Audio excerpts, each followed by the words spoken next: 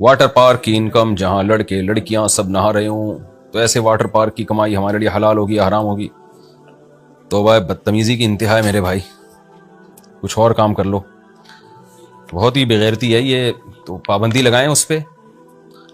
تو دیکھو آمدن کا سیٹ اپ ایک الگ چیز ہے، آمدن تو یہ کہ آپ نے سوئمنگ پول بنایا،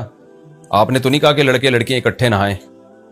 تو اس کی آمدن تو اس لیے حلال ہوگی کہ وہ سوئمنگ کی آمدن ہے، لیکن اس پر آپ کو گناہ بہت شدید ملے گا کہ آپ نے لڑکے لڑکیوں کے لیے الگ انتظام کیوں نہیں کیا، ایک ہی پارک میں اور ایک ہی سوئمنگ پول میں سب کو کیوں گھسایا ہوا آپ نے؟ یہ بہت بڑا جرم ہے، اس کا آپ کو قیامت کے دن حساب و کتاب دینا پڑے گا، جس نے بھی یہ کام کیا ہے، میں نہیں کہہ رہا آپ نے کیا ہے۔ تو ان الذین یحبون ان تشیع الفاحشۃ فی الذین آمنوا لهم عذاب علیم فی الدنیا والآخرہ، قرآن کہتا ہے جو لوگ دنیا میں بے حیائی پھیلاتے ہیں